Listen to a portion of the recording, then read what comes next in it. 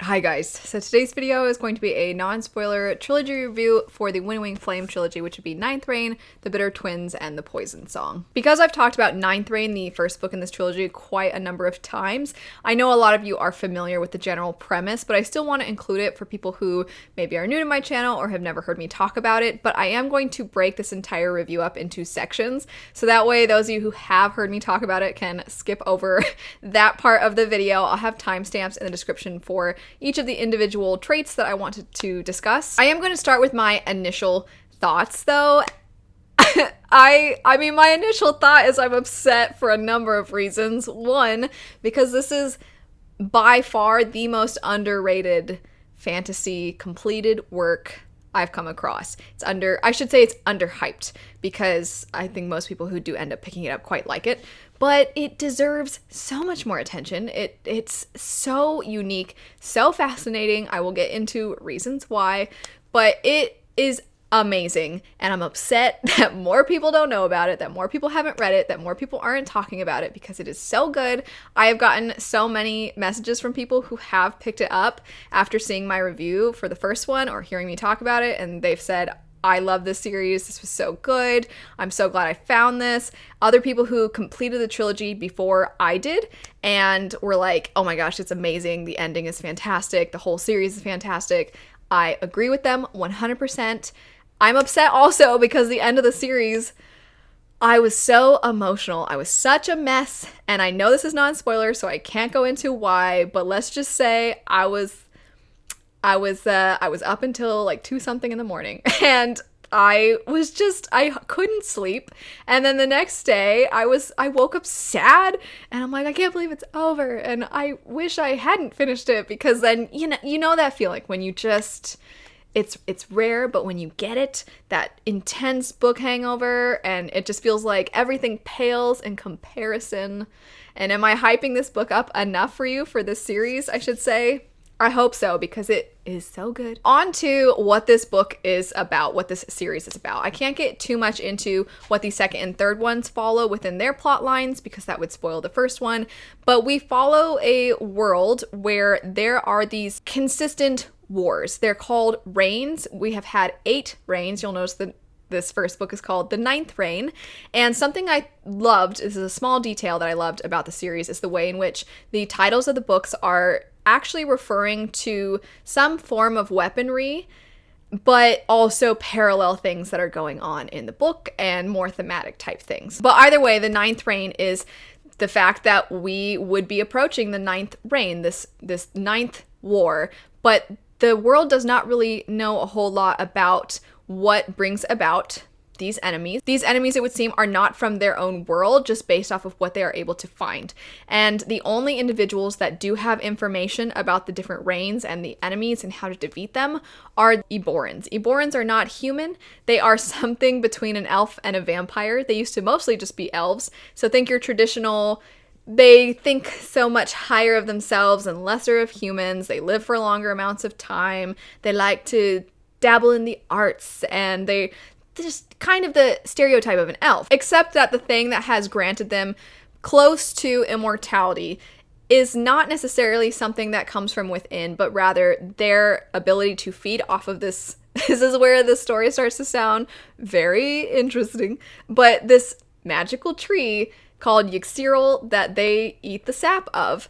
And this sap is what has kept them able to possess these longer lifespans, these heightened senses, those sorts of things. The problem is that Yggdrasil essentially dies. Something happened, it's not producing its sap anymore, and that is where we see the beginning of this story, where the Eborans, as a result of this happening, have discovered the only way that they can maintain their immortality or close to immortality and heightened senses and all the things they've come to consider a part of themselves. The only way to maintain this and fend off death is to drink human blood. So that's where their vampire nature kind of comes into play.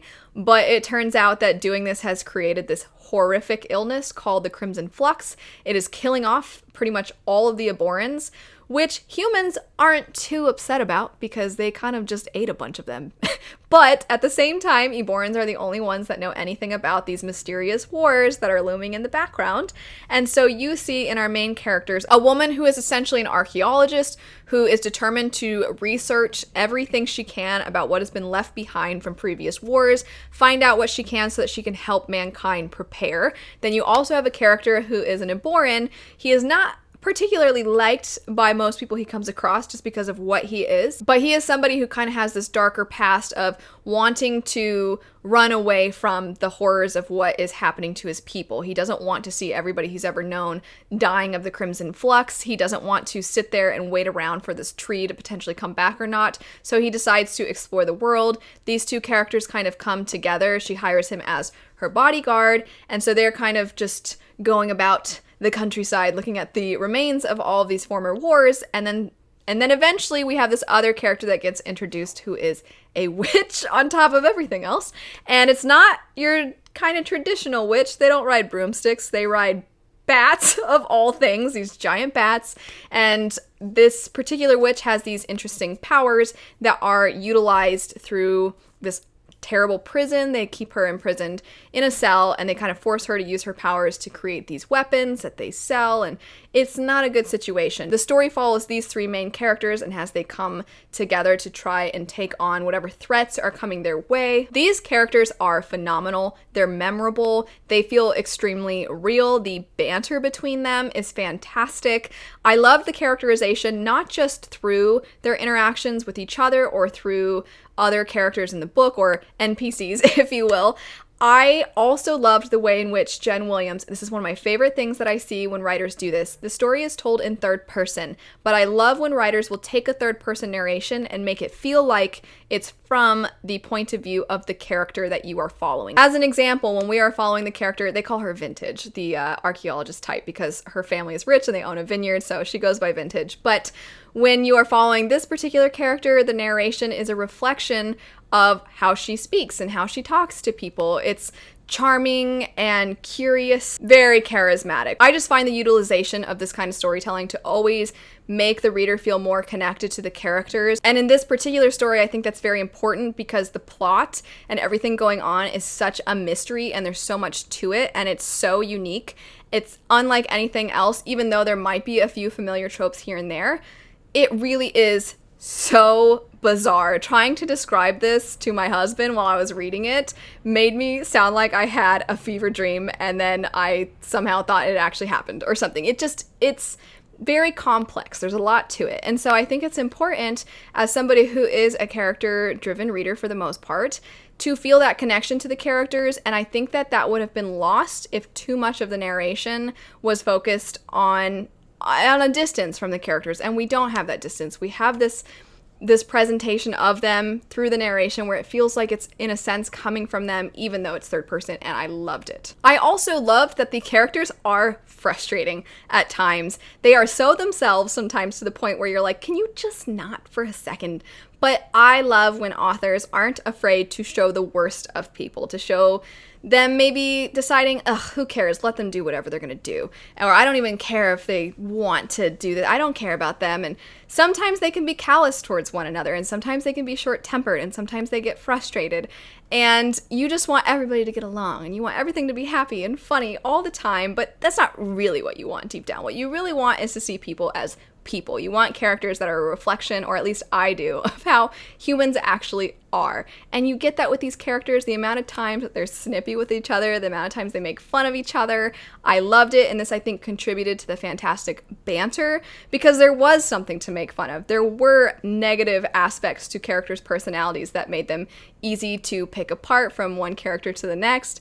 I can't say enough good things about these characters. I not only loved the way that they were written, but I loved them. I loved all of them. I cared about them. It was fantastic. I love too, and I can't go too into this because it would, I think, be a spoiler, but I love the expansion of the characters throughout the story and how their relationships with one another and with other things that come up in this expansion. I loved how that changed them. I loved how it shaped them. I loved seeing them grow through these relationships, and I loved so much of how meaningful the smallest little bit of dialogue would be, or the smallest gesture, or even if somebody finally declared something important or stood up to somebody, those moments were so meaningful because you knew these characters, you knew them. I kind of want to shift away from the characters though and talk about some tropes and some of the expectations that we tend to find with these specific tropes, and maybe some overall themes that might sound appealing to all of you. So one thing in particular, and it might be clear just in talking about the characters, is there's definitely a sense of found family, of a group of misfits kind of banding together for a bigger goal. I of course touched on some character types that are a bit of tropes that you find in fantasy, like the whole vampire or elf-like characters, so these character types that come up that we've sort of seen before. And when I've described this series in the past, sometimes I describe it by the characters. I've said that Vintage is kind of like Indiana Jones, except for it's a lesbian black woman, and I've said that if you imagine Geralt of Rivia, but kind of very self-absorbed and vain, that's Tor, that character. And if you imagine the character Vin from Mistborn, except for she's a witch, that's kind of the character Noon. So you have character types that I can sort of pinpoint from other stories, like it's kind of like this person, it's kind of like this person. But the way they come together is unlike anything else, because I've never seen a story take characters like these ones and put them together. And I know we have gotten stories where you have like the dwarf and the elf and the magic user, the sorcerer type, and you get these characters together. So there is a sense of that. But the way in which the author brings these characters to life, I think, is where our expectations kind of get turned upside down. It's not what you think is going to happen. And I love that. Where on earth do you get a character that's elven-like and Geralt-like, and you smush them together so that they're prissy, but also they have heightened senses and everybody hates them? And I just feel like we don't see that very often. And so I found myself often very amused at these characters and at the ways in which the author would take some of these tropes and turn them upside down. I actually also just want to say that the book is this series is funny, which I wasn't really expecting necessarily. The stakes, which I'll get into the stakes are incredible. There is loss, there is sadness in the story, but I laughed out loud quite a number of times. The characters are very amusing, and just some of the ways in which the author totally, I think, knows the tropes of fantasy, and it takes that knowledge. And I think as a fantasy reader, too, when you have read a lot of fantasy, to see the ways in which the author plays around with these tropes, I think it almost makes you appreciate it even more. Getting into the pacing, though, and getting into the stakes, I love in trilogies when from one book to the next, the stakes are raised, and they absolutely are in this trilogy. At the beginning, you're kind of like, I don't even know what the stakes are, I can only imagine.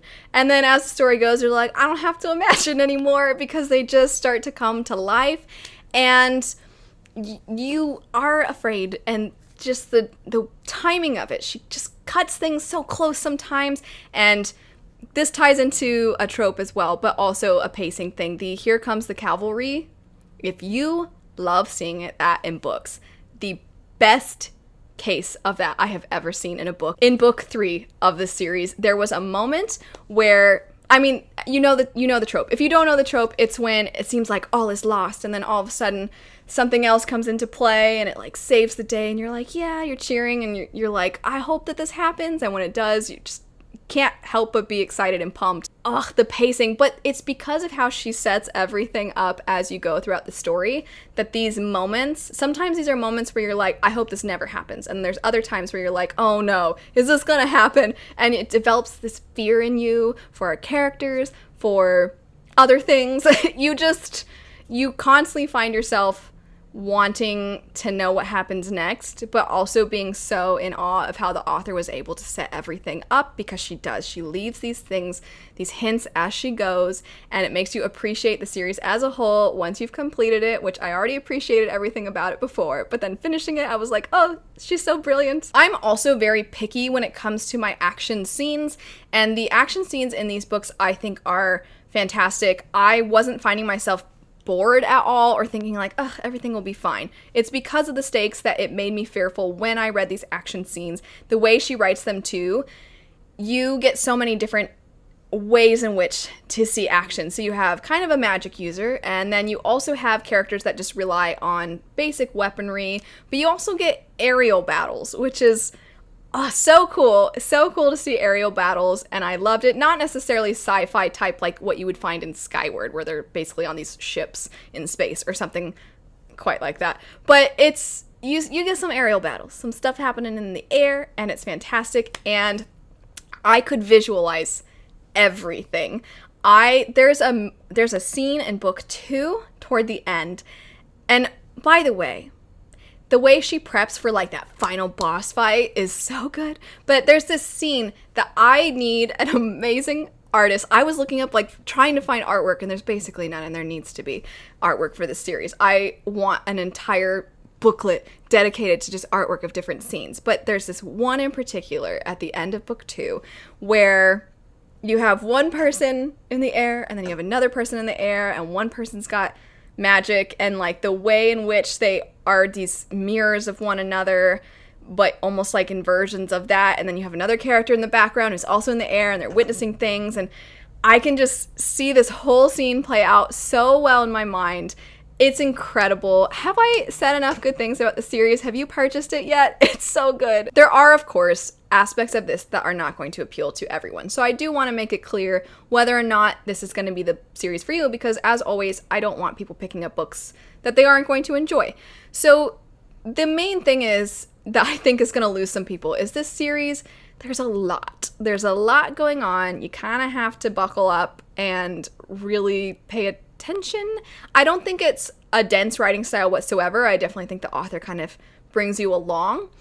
But some people are going to pick it up and be like, this is weird. This is weird. And if that's you, if you're not really looking for a sort of weird genre bender type of fantasy story, you might not like this. I also think that our characters, while I loved seeing them as flawed people and seeing them bicker at one another and things like that, I think some individuals, they might want their characters to be a little bit nicer. They might want their characters to have more wholesome moments more often. The writing style is not particularly stunning. It's not exceptionally beautiful, and I know some people in their fantasy stories, they want both. They want a really imaginative, creative, interesting world, and they also want the stunning writing to go alongside it. And in my opinion, this writing style it's not super basic. I do really like her writing style. I found it flowed really well, but it's not exceptionally beautiful. There aren't too many books that I am this excitable over, but I truly do believe that this series deserves so much more recognition. I joked that I'm upset that it's not more recognized, and it's kind of a joke, but at the same time, I just think that this series is amazing, and I so badly want so many more people to read it, because I think that Jen Williams created something exceptional, and I think so many of you would love it. Thank you so much for watching. I hope you have a great rest of your day, and I'll see you all later. Bye.